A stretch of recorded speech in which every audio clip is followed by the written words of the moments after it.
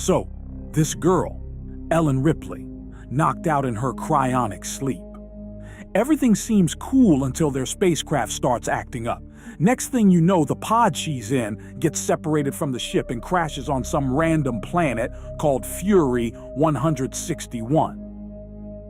Now this planet, it's run by William Corporation, and they got prisoners from Earth working there as punishment. When the pod hits Fury 161, a dude named Dr. Jonathan spots it. He goes over, cracks it open, and finds Ripley inside. He reports it to the higher-ups, letting them know that William Corp's space pod just landed. The company's like, "Yo, they're our special guests, treat them well. We'll be there in 6 days."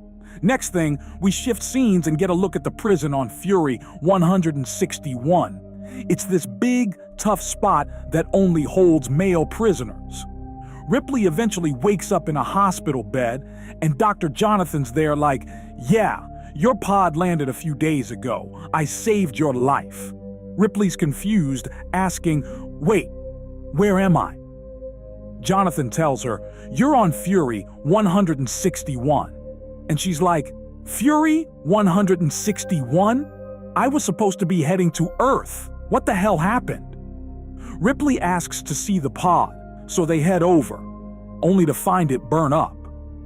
The spaceship detached the pod to save the passengers, but Ripley spots signs of xenomorphs, aliens, on board. Suspecting aliens hitched a ride, she performs autopsies on her dead crewmates, Hicks, Newt, and Bishop, but finds nothing.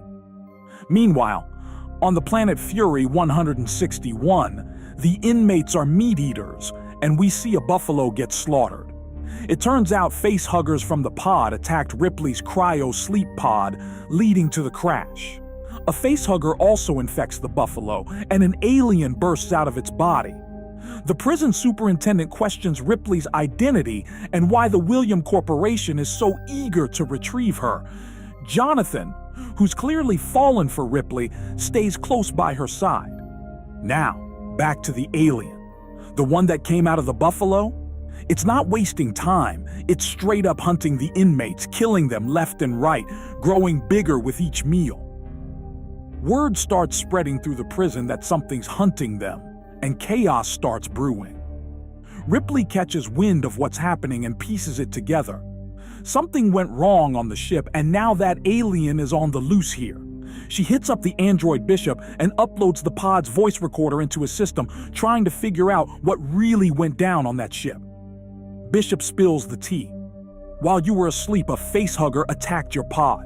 Its acidic blood burned through the walls, creating a hole. Space air got in, and the ship was about to explode, so the system jettisoned the small pod with you inside to Fury 161.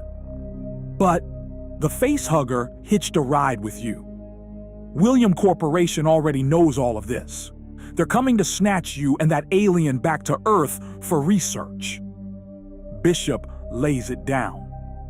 If we don't stop that thing now, it's gonna kill everyone here. Ripley doesn't hesitate. She heads straight to the superintendent, practically yelling, "We need weapons, now, or we're all dead. We have to kill that creature before it wipes us out." But the superintendent? He's not trying to listen. Especially to a woman, dude's got that old school mentality, thinking he's too good to take orders from anyone, let alone Ripley. So, the superintendent keeps clowning Ripley and ignoring her warnings, even cracking jokes about his own people. But karma comes quick. The alien creature shows up and attacks him. After that, everyone's on board, realizing Ripley's the only one who knows what she's doing. They finally agree to follow her lead. Now, there's a big problem. They're fresh out of weapons, but what they do have is some toxic, flammable liquid. Ripley comes up with a plan: flood the air ducts with the flammable stuff and torch it, hoping the fire will take out the alien hiding in there.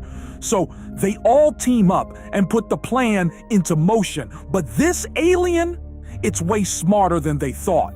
The creature breaks through the air ducts, causing the liquid to leak out into the prison chambers. The whole place goes up in flames, and before anyone can react, 75% of the jail is burned down. A lot of prisoners die in the chaos, but somehow 3 people make it out alive: Dylan, Morse, and Peter. After the disaster, Ripley pulls Dylan aside and spills the whole truth: how these aliens were created, how they ended up on Fury 161, and what they need to do to survive. But there's a catch.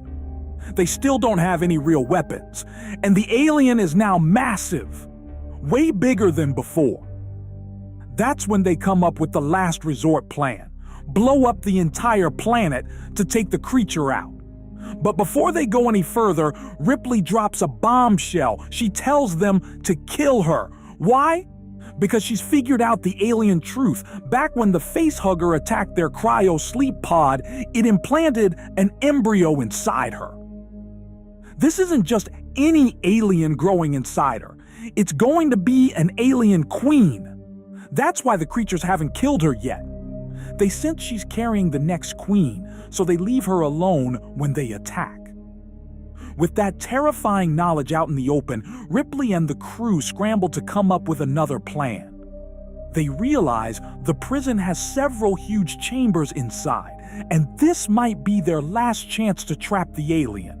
So Ripley comes up with a new plan. Realizing the prison chambers are airtight with big doors that could trap the creature, her idea? They'll use some people as bait to lure the alien into one of the chambers. Once it's inside, they'll lock it in, and then pour boiling iron over it, thinking that'll be enough to kill it.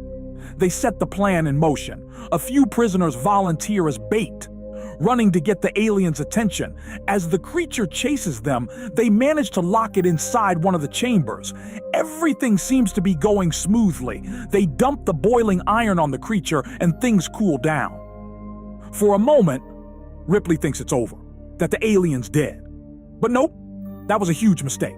Turns out, the creature's body is tough as hell, and not only that, it's got acidic blood, so the boiling iron barely phases it. The alien comes back, pissed off, and starts taking people out again, one by one. That's when Morse has a stroke of genius. He realizes that the creature's body is overheated from all the iron. He figures if they pour water on it now, the sudden change in temperature might cause some damage. Without wasting time, he douses the alien with water, and the plan works. The creature explodes and dies. William Corporation finally shows up from Earth. A guy with the same face as Bishop steps out and approaches Morse and Ripley, asking them to come with him. But Ripley's not having it. She tells them straight up, "I've got an alien queen inside me. I'm not bringing that kind of danger back to Earth." The rep from William Corp tries to convince her, saying they'll remove the queen from her body and destroy it, telling her, "You don't need to die. We can fix this." But Ripley sees through them. She knows they're more interested in experimenting on the alien than actually destroying it. So instead of trusting them, Ripley makes a final decision. She sacrifices herself. In a powerful moment, she jumps into the boiling iron, ensuring that the alien queen dies with her. And that's how the movie ends. If you really enjoy our vids and want to help us get monetized on YouTube, hit that subscribe button. Stay tuned for the next thrilling tale on Flicks and Beats. Till next time, stay sharp and keep your curiosity alive.